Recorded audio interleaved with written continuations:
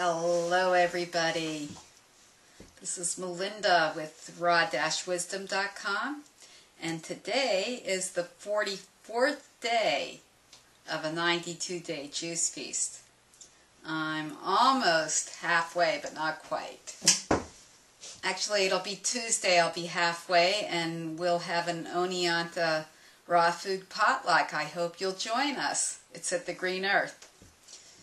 Well, today, guess what I'm drinking? Wrong. It's sassafras tea.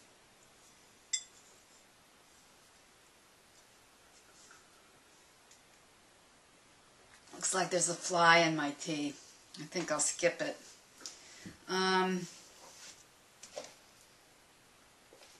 Sprouts.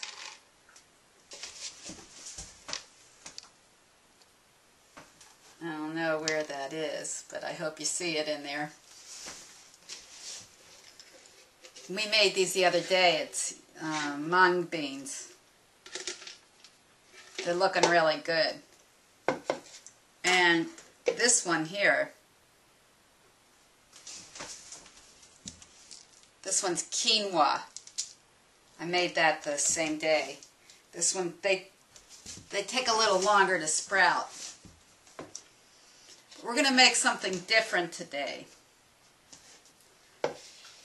Today we're going to sprout some sunflower seeds and some buckwheat seeds.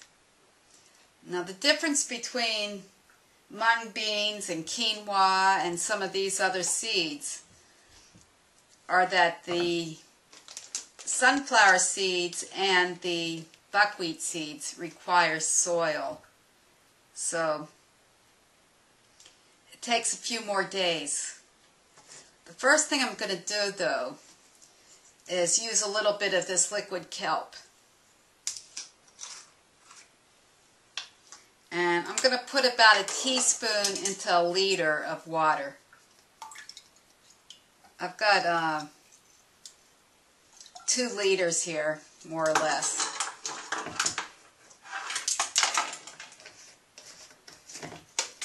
Then I'm just going to stir that up. I don't know if you can see this part of it or not.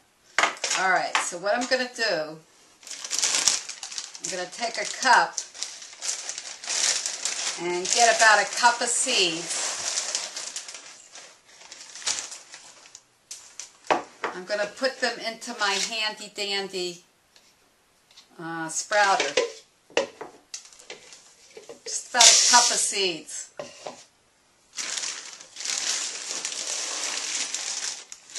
And here's a cup or so of buckwheat seeds. Same thing.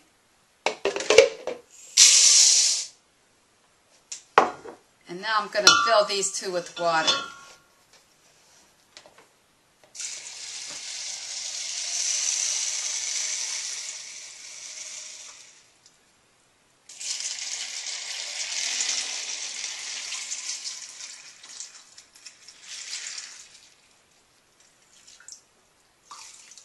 Alright, I'm going to let these soak overnight, and tomorrow we'll plant them. Make sure they're under water. Okay. But in order to plant them, I'm going to use soil, but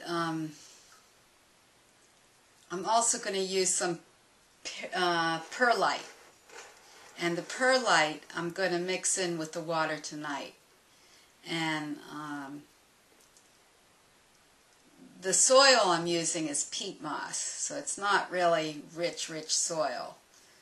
I mean, it is rich soil, but it's not like I got it out of our garden. But I'm going to soak the perlite tonight, and then tomorrow we'll mix it together. The seeds will, they'll take another day, because once they soak overnight, I'll let them sprout. But I'll have the soil ready for them. So I'm going to get my perlite.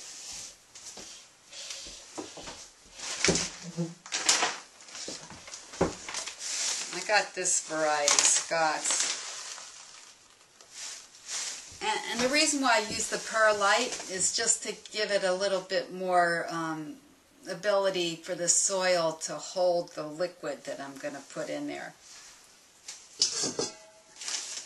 Don't really need it.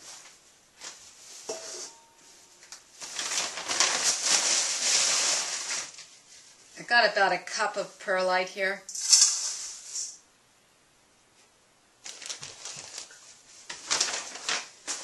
And I'm going to pour some water in it just to moisten it up overnight.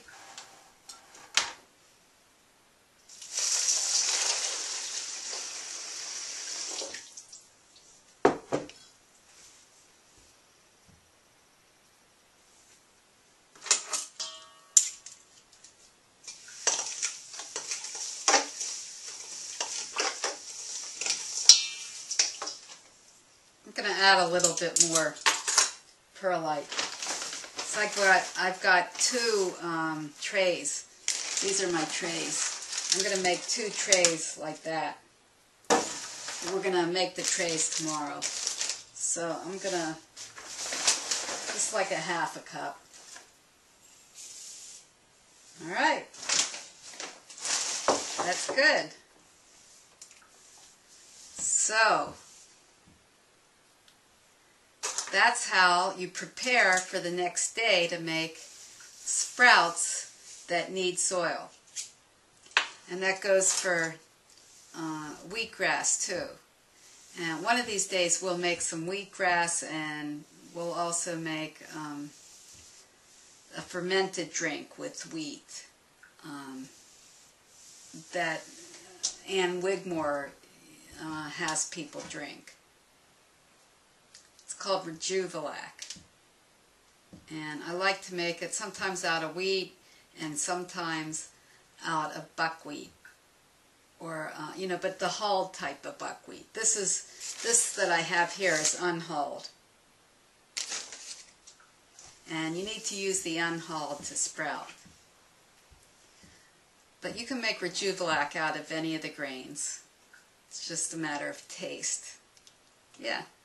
So I got a necklace on that I got from my couch surfing friend Fred at geocosmicarts.com. He lives in Sedona, and he makes these beautiful necklaces. They are crop circles, and on the back it tells you which crop circle and where. This is Alchemy. Let's see. And it was the 25th of August, 2008. Alton Barnes in England, I assume. So, that's it for tonight. I hope you are having a good evening. And I think I'm done drinking my sassafras tea. I'll let the fly have the rest of it, and I'll make myself something else. I had some stevia in there, so I guess it attracted the fly. At any rate, I hope you have a good evening, and bye-bye. See you tomorrow.